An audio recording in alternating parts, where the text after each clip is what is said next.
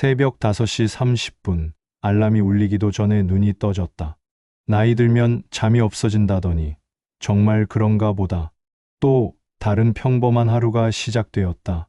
여러분은 혹시 어느 날 갑자기 내 이름을 잊어버린다면 가족들이 어떻게 반응할지 생각해 본 적이 있습니까?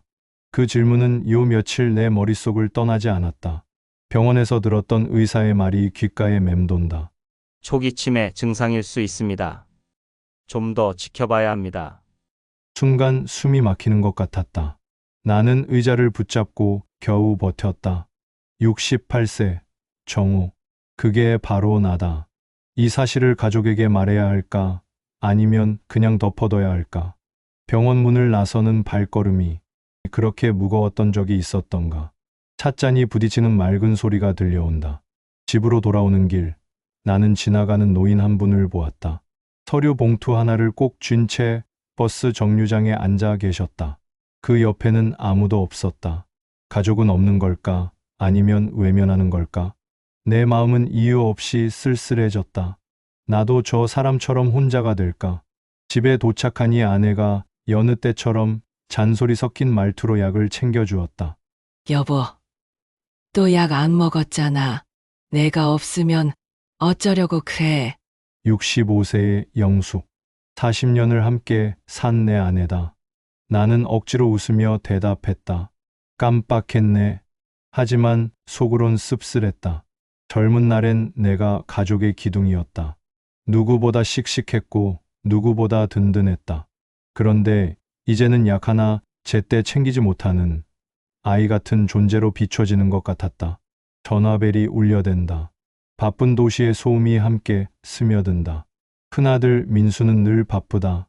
42세, 한창 일할 나이지만 그의 목소리엔 늘 피로가 묻어있다. 전화를 걸어도 짧은 답변뿐이다. 회의 중이라 이따 얘기해요. 그의 말투에는 예전처럼 따뜻한 온기가 없었다. 나는 우연히 그의 직장 동료에게 하는 말을 들은 적이 있다. 부모님이 나이 드시니 참 힘드네. 월급은 그대로인데 지출은 늘어나고 이제 치매까지. 그 순간 나는 뭔가 가슴 속 깊은 곳이 무너져 내리는 기분이었다. 내 아들도 결국 나를 부담으로 여기는 건가? 아이들이 떠드는 소리와 설거지하는 물소리가 멀리서 들려온다. 딸 지연은 두 아이를 키우며 살림을 꾸리느라 늘 지쳐 있다. 39세, 아직 젊지만 그녀의 어깨도 무겁다. 남편과 다투는 소리가 들릴 때마다 그 안에는 부모를 더 챙길 수 없다는 현실적인 피로가 섞여 있었다. 애들 학원비도 벅찬데 아버지까지 내가 감당해야 해? 남편은 맨날 야근이고. 그 말이 귓가에서 떨어지지 않았다. 나는 이해하려 했다. 현실이 얼마나 팍팍한지 나도 잘 아니까. 하지만 한편으로는 씁쓸했다. 나의 아픔과 불안보다 돈이 먼저라는 사실이 서운했다. 젓가락이 그릇에 닿는 소리가 유독 크게 들린다.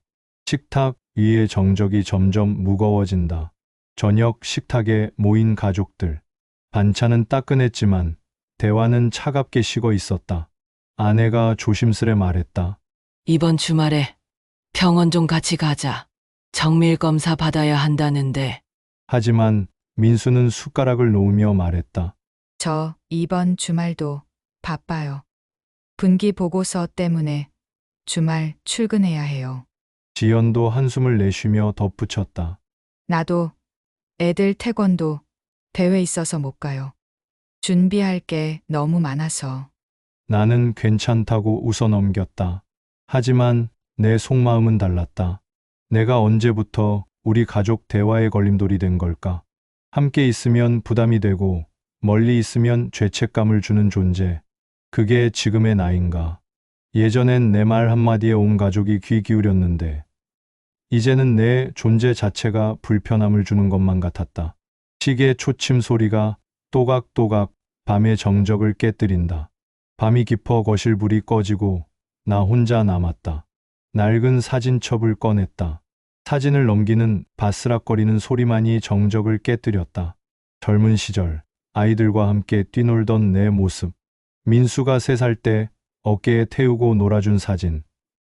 지연이 초등학생일 때 운동회에서 함께 달리기 한 사진.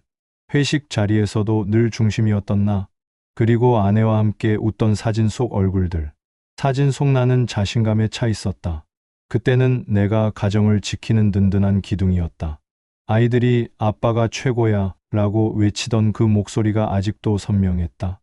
깊은 한숨 소리가 고요한 밤 공기를 가른다. 하지만 지금의 나는 약 하나 제때 챙기지 못하고 은행 비밀번호도 자주 까먹고 어제는 집 열쇠를 어디에 뒀는지조차 기억나지 않았다. 자식들에게 걱정만 주는 존재로 남아 있었다. 눈가가 뜨거워졌다. 나는 아직도 아버지고 싶다. 누군가에게는 기둥이고 버팀목이고 싶다. 하지만 내 기억은 나를 배신하고 있었다. 그리고 그 사실을 아무에게도 말할 수 없다는 게 무엇보다도 두려웠다. 어제 병원에서 만난 그 할아버지가 자꾸 떠올랐다. 가족 없이 혼자 택시를 타고 돌아가던 그 구부정한 뒷모습. 운전기사에게 집 주소가 뭐였더라고 머뭇거리던 그 모습. 나도 언젠가 저렇게 될까? 자식들이 하나둘 떠나고 아내마저 먼저 세상을 떠나면 나는 홀로 남겨져 길을 잃고 헤매게 될까? 음악이 점점 불안하고 어두운 선율로 변해간다.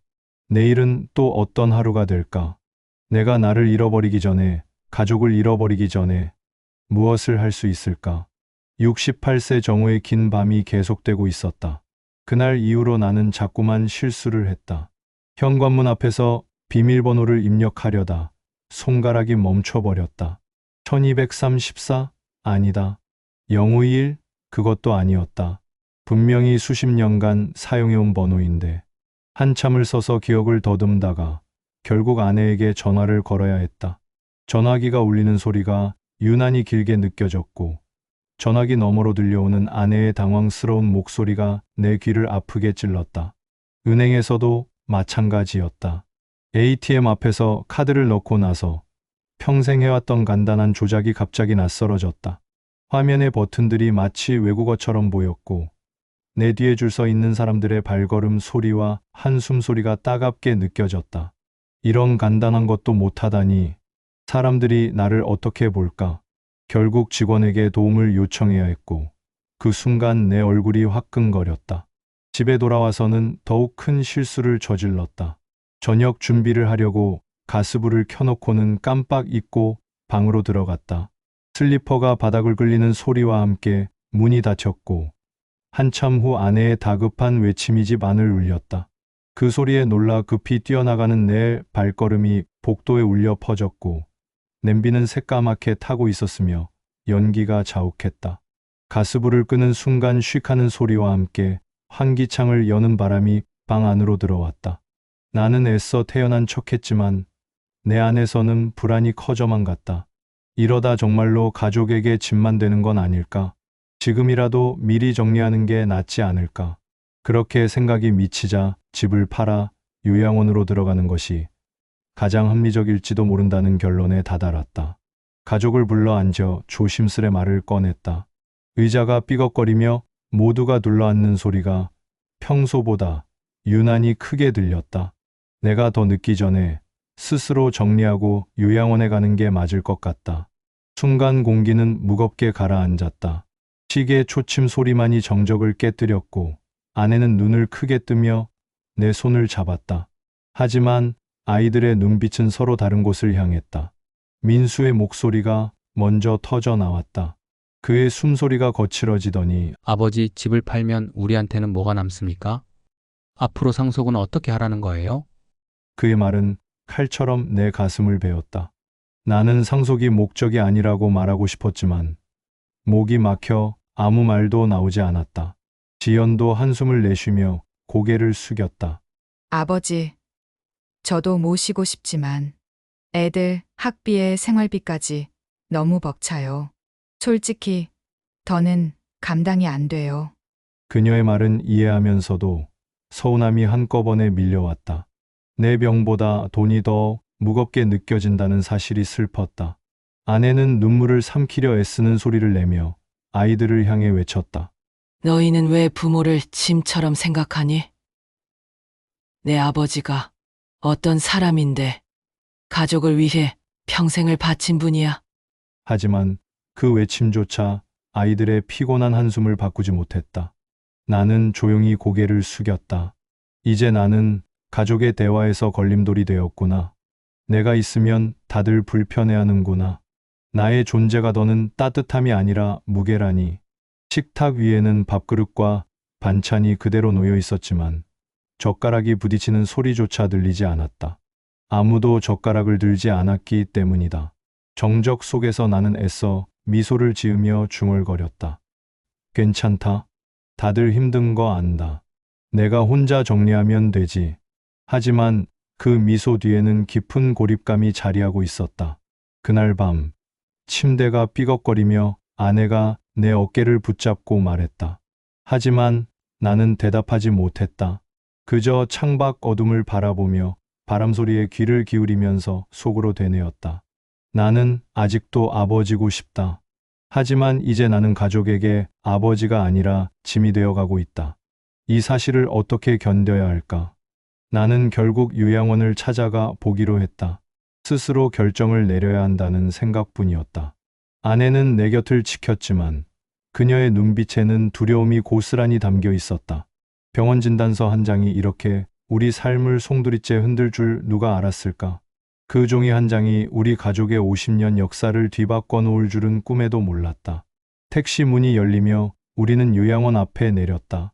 요양원 건물 앞에 섰을 때 나는 낯선 기운에 가슴이 서늘해졌다. 회색빛 건물이 마치 거대한 무덤처럼 우뚝 서 있었고 다른 바닥에는 오랜 세월의 흔적이 고스란히 새겨져 있었다. 그 위를 천천히 움직이는 노인들의 발걸음 소리가 메아리처럼 울려 퍼졌다. 나도 곧 저런 걸음으로 이 복도를 걸어 다니게 될까? 문을 열고 들어가자 복도 양옆에 놓인 의자에 몇몇 어르신들이 앉아 있었다. 어떤 이는 창밖을 멍하니 바라보고 있었고 또 어떤 이는 고개를 푹 숙인 채 꿈쩍도 하지 않았다. 모두 살아있지만 마치 시간이 멈춘 듯 고요했다. 간간이 들리는 기침 소리와 간병인의 발걸음만이 이곳이 살아있는 공간임을 증명하고 있었다. 나는 억지로 발걸음을 옮겼다. 안내 직원이 미소를 지으며 시설을 설명했지만 그의 말은 내 귀에 잘 들어오지 않았다. 세 끼 식사가 제공되고 전문 간호사가 상주합니다. 물리치료실과 작업치료실도 완비되어 있어요. 이 말들이 마치 나를 환영하는 듯 들렸지만 동시에 내 삶의 끝자락을 준비하는 선언처럼 느껴졌다. 물리치료실, 작업치료실, 나는 치료받을 환자가 되는 건가? 아내가 옆에서 내 손을 꼭 잡았다. 그녀의 손은 차갑고 떨리고 있었다. 나는 그 손을 잡으며 속으로 말했다. 여보, 당신도 언젠가 여기에 오게 될까? 우리가 평생 함께 걸어왔는데 마지막은 이렇게 서로를 다른 공간에서 보내야 하는 걸까? 그 순간 눈물이 차올랐다. 50년을 함께한 동반자와 이별을 준비해야 한다는 현실이 가슴을 짓눌렀다. 멀리서 한 노인이 휠체어에 앉아 간병인의 도움을 받고 있었다. 간병인이 숟가락으로 죽을 떠서 입에 넣어주는 동안 그의 눈빛은 공허했고 입술은 말라 있었다. 침이 흘러내려도 스스로 닦지 못하는 그 모습을 보는 순간 나는 앞으로의 내 모습을 본 듯했다. 나는 저렇게 될 것이다. 기억을 잃고 가족의 얼굴조차 잊은 채 낯선 사람들의 손에 맡겨지는 날이 올 것이다. 아내의 이름도 아이들의 목소리도 모두 사라져버릴 것이다. 머릿속이 복잡해졌다. 지금이라도 정리해서 들어가는 게 맞을까? 아니면 가족을 믿고 집에 남아야 할까? 한쪽으로는 아이들의 부담을 덜어주고 싶은 마음이 있었고 다른 한쪽으로는 마지막까지 가족과 함께 있고 싶은 마음이 있었다. 남는다면 아이들에게 더 큰 짐이 될 텐데 떠난다면 나는 스스로를 버리는 것일까? 두 갈래 길 앞에서 발걸음이 떨렸다. 민수의 얼굴이 떠올랐다. 상속을 걱정하며 차갑게 말하던 그 눈빛 속에도 사실은 걱정과 두려움이 숨어 있지 않았을까? 자신의 아버지가 병들어가는 것을 보는 공포, 그리고 경제적 부담에 대한 현실적 고민이 섞여서 나온 말이 아니었을까? 지연의 말도 다시 생각났다.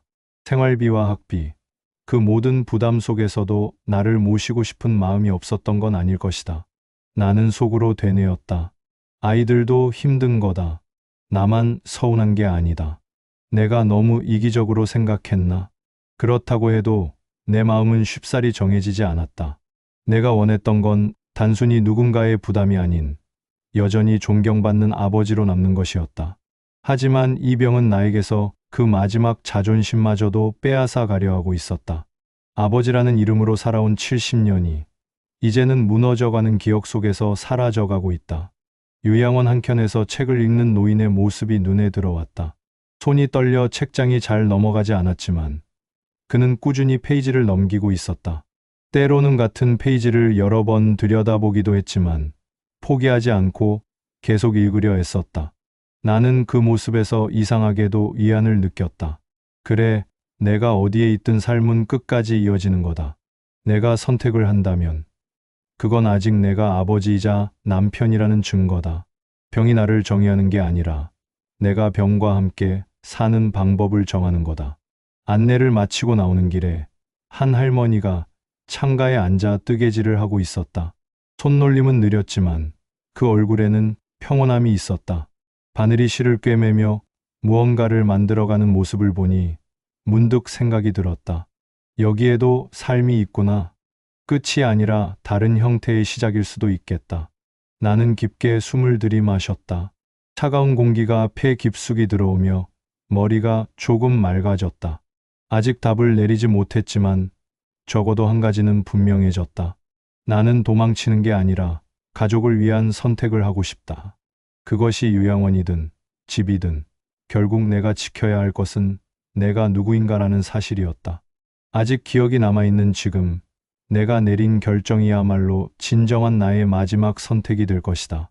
그날 밤 집으로 돌아와 아내와 함께 식탁에 앉아 있었다. 그녀는 내 손을 꼭 잡으며 아무 말도 하지 않았다. 다만 가끔씩 들리는 한숨 소리가 그녀의 마음을 대신 말해주고 있었다. 나는 창밖 어둠을 바라보며 거리의 가로등이 깜빡이는 것을 지켜봤다. 저 불빛처럼 내 기억도 언젠가는 깜빡이다 꺼져버릴 것이다. 하지만 아직은 아니었다. 나는 속으로 중얼거렸다. 내일은 더 무거운 하루가 될 것이다. 하지만 아직 나는 선택할 수 있다. 아직 나는 나다. 그리고 내 선택이 무엇이든 그것은 가족을 사랑하는 마음에서 나온 것이어야 한다.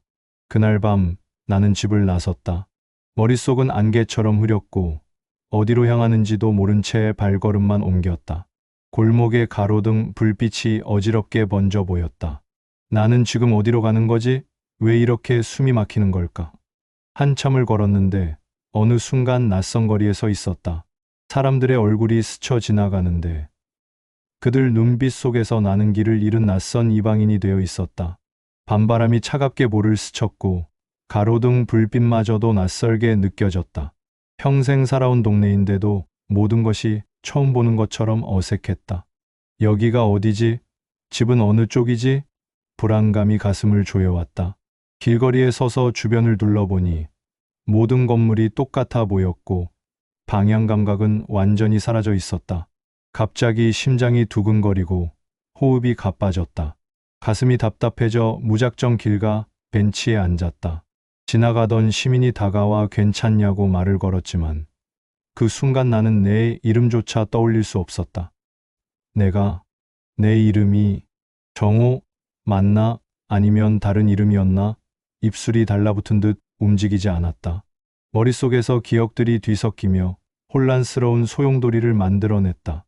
누군가 경찰서에 신고를 했는지 경찰차의 붉은 불빛이 어둠을 가르며 다가왔다. 경찰관이 내게 다가와 이름과 주소를 차례로 물었다. 그러나 나는 머뭇거리며 고개만 흔들 뿐이었다. 나는 누구였지? 어디에 살고 있었지?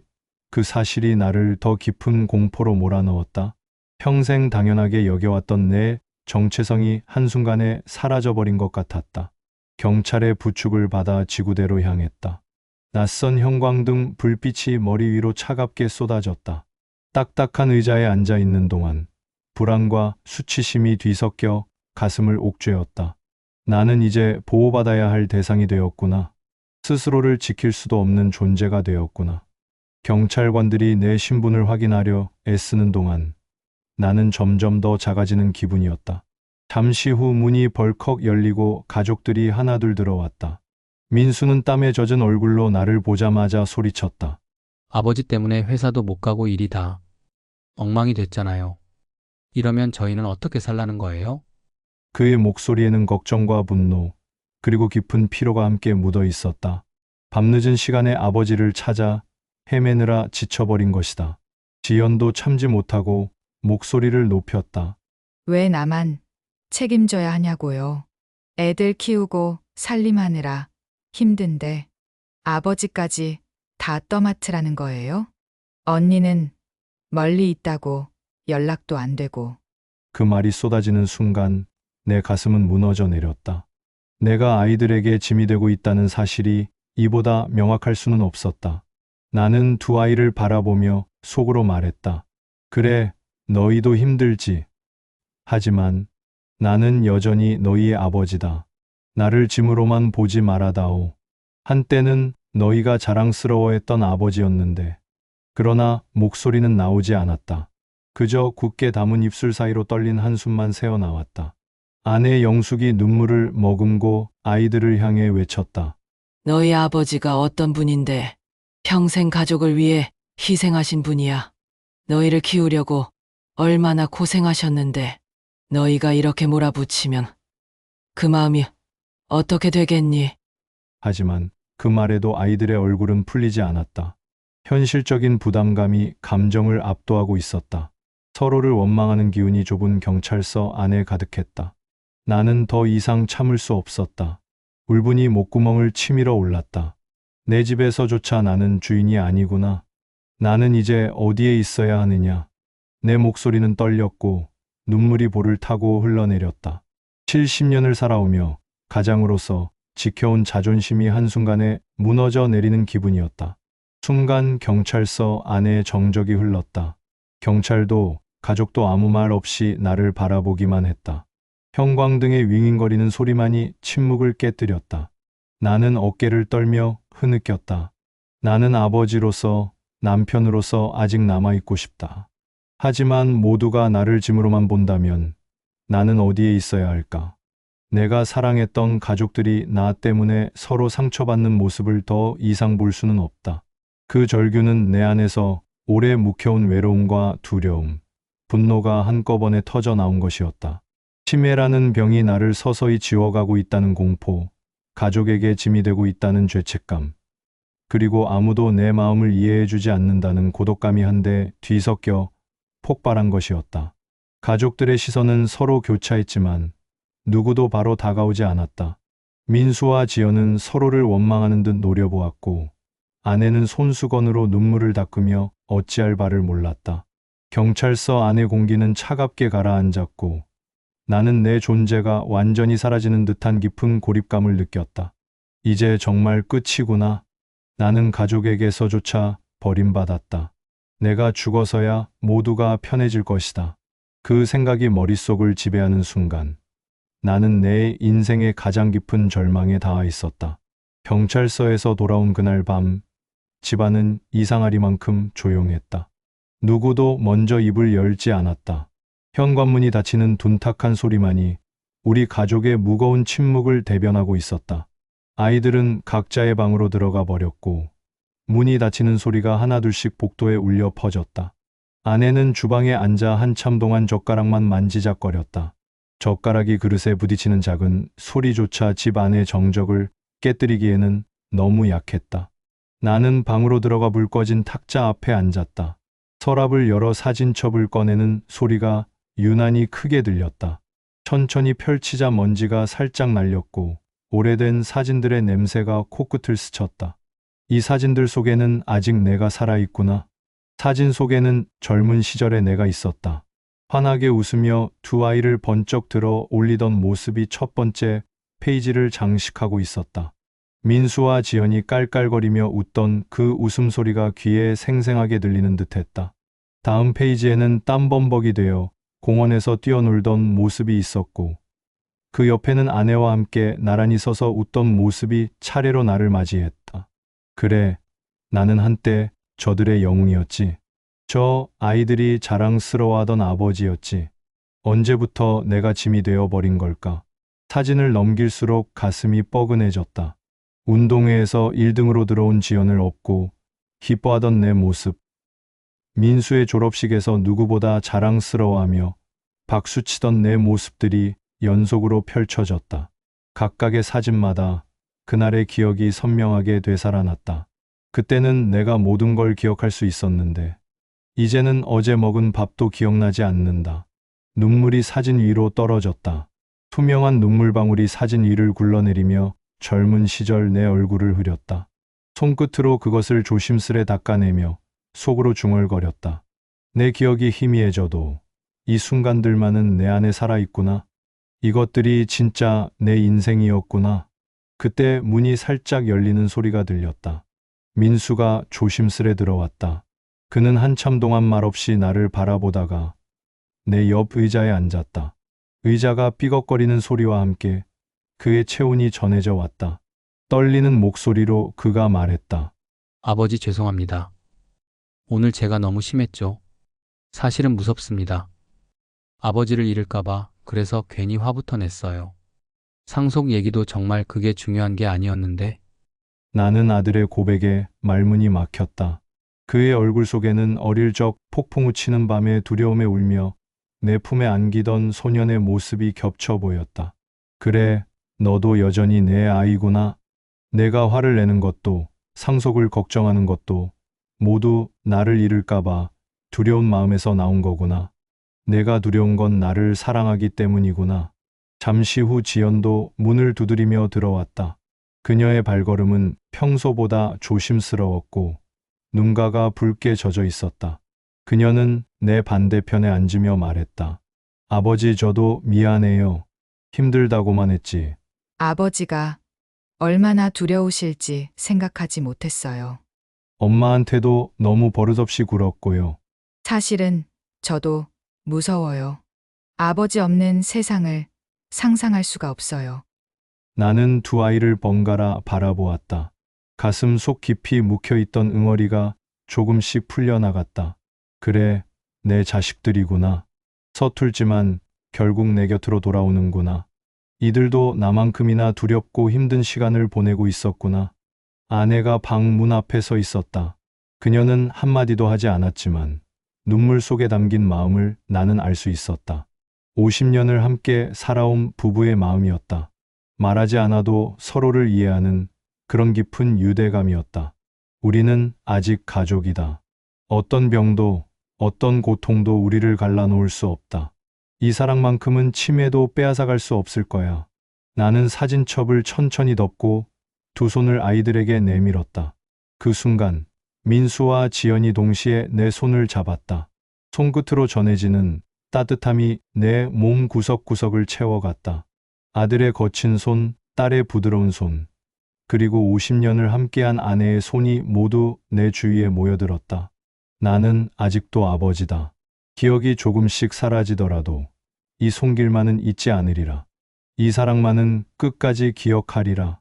방 안은 눈물과 침묵으로 가득했지만 그 침묵은 더 이상 차갑지 않았다. 오히려 오래 기다린 화해의 시간처럼 따스했다. 시계 초침 소리가 규칙적으로 흘러가며 우리 가족의 새로운 시간을 알리고 있었다. 우리는 함께 이 길을 걸어갈 것이다. 끝까지 함께. 그날 이후 집안의 공기는 조금씩 달라졌다. 아이들의 눈빛 속에 미안함과 결심이 묻어 있었고 아내는 내 곁을 더욱 지키려 애썼다. 아침마다 그녀가 내 약을 챙겨주는 소리, 민수가 퇴근 후 안부를 묻는 전화벨 소리, 지연이 주말마다 아이들과 함께 찾아오는 발걸음 소리들이 집 안에 새로운 리듬을 만들어냈다. 나는 여전히 기억이 가끔씩 흐려졌지만 적어도 혼자가 아니라는 안도감이 마음을 붙잡아 주었다. 주말이 되자 가족이 모두 거실에 모였다. 소파에 둘러앉는 소리가 평소보다 가벼워 보였고 오랜만에 들리는 아이들의 자연스러운 웃음소리가 집 안을 따뜻하게 채웠다. 민수가 조심스럽게 말을 꺼냈다. 아버지, 앞으로는 제가 더 자주 찾아뵙겠습니다. 일도 핑계 삼지 않겠습니다. 저도 아버지 아들 아닙니까? 그의 목소리는 다소 떨렸지만 오랜만에 진심이 담겨 있었다. 나는 고개를 끄덕이며 속으로 중얼거렸다. 그래, 너도 결국 내 곁에 서 있구나.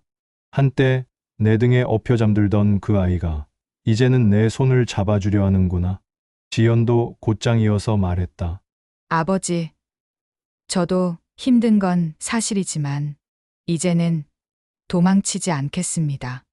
애들한테도 할아버지, 할머니를 소중히 여겨야 한다고 가르칠게요. 어려워도 가족이니까 함께 해결해 나가는 게 맞죠. 그 말에 내 눈가가 다시 젖었다. 내 딸, 나를 이해해 주는구나. 내가 버팀목이 되지 못해 미안했는데, 이제는 내가 내게 버팀목이 되어 주는구나. 이렇게 세대가 바뀌어가는 것이구나. 아내는 두 아이의 말을 들으며 조용히 흐느꼈다. 그녀의 눈빛은 말하지 않아도 충분히 알 수 있었다. 안도감과 고마움, 그리고 희망이 뒤섞인 표정이었다. 여보, 이제 우리 함께 버텨낼 수 있겠지. 당신 혼자가 아니야. 우리 모두가 함께 이 길을 걸어갈 거야. 손수건으로 눈물을 닦는 그녀의 모습에서 나는 평생의 동반자를 다시 확인할 수 있었다. 나는 그 순간 깊이 숨을 들이마시고 용기를 내어 가족에게 말했다. 고맙다. 나는 여전히 두렵다. 언젠가는 너희 얼굴도 이름도 잊어버릴지도 모른다. 하지만 너희가 내 손을 잡아준다면 나는 끝까지 아버지로 남을 수 있을 것 같다. 치매라는 병이 내 기억을 가져가더라도 사랑하는 마음만큼은 마지막까지 간직하고 싶다. 그 말과 함께 민수와 지연이 동시에 내 손을 꼭 잡았다. 아내도 내 옆에 바짝 앉아 등을 부드럽게 다독였다. 손끝으로 전해지는 체온이 뜨겁게 스며들었다.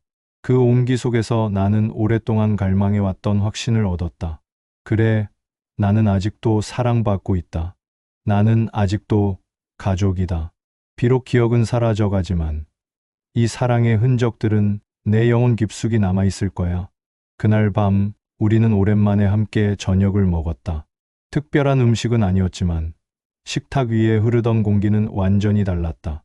서로의 눈빛 속에는 따뜻한 이해와 새로운 다짐이 담겨 있었다.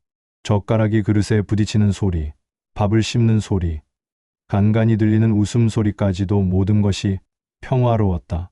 나는 밥을 한 숟가락씩 떠먹으며 속으로 되뇌었다. 기억은 언젠가 나를 떠나겠지. 하지만 오늘 이 순간, 가족의 온기만큼은 영원히 내 안에 남을 것이다. 저녁 식탁 위에는 따뜻한 김이 피어올랐다. 된장국의 구수한 냄새가 온 방 안을 가득 채웠고, 김치와 작은 반찬 몇 가지뿐이었지만 그 어느 날보다 소중하게 느껴졌다. 아이들과 아내가 둘러앉아 함께 밥을 먹는 이 순간, 나는 오랜만에 자연스러운 웃음을 지을 수 있었다. 젓가락이 그릇에 부딪히는 작은 소리, 아이들이 조심스레 주고받는 대화, 아내가 건네는 따뜻한 눈길 하나까지 모든 것이 내 가슴을 채워주었다. 이런 평범한 순간이 이렇게 소중할 줄 몰랐구나. 나는 숟가락으로 된장국을 떠먹으며 그 짭조름한 맛을 천천히 음미했다. 아내가 수십 년간 끓여준 그 익숙한 맛이 혀끝에서 추억을 불러일으켰다.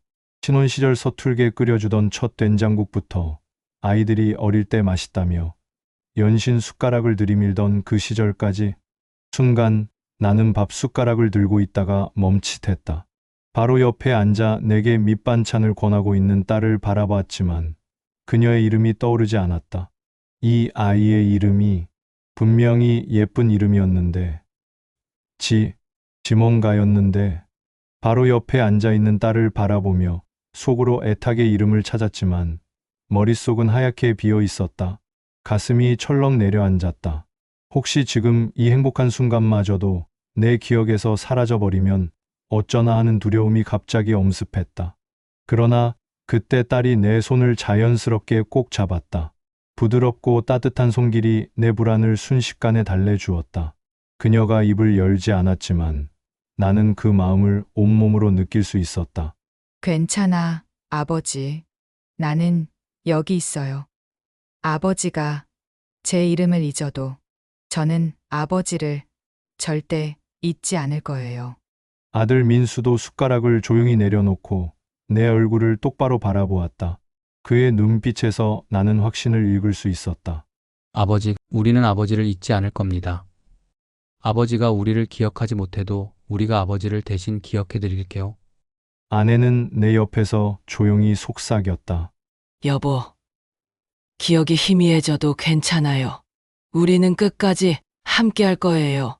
당신이 누구인지, 우리가 어떤 사이인지, 제가 평생 기억해 드릴게요. 그 말은 내 영혼 깊숙이 스며들었다.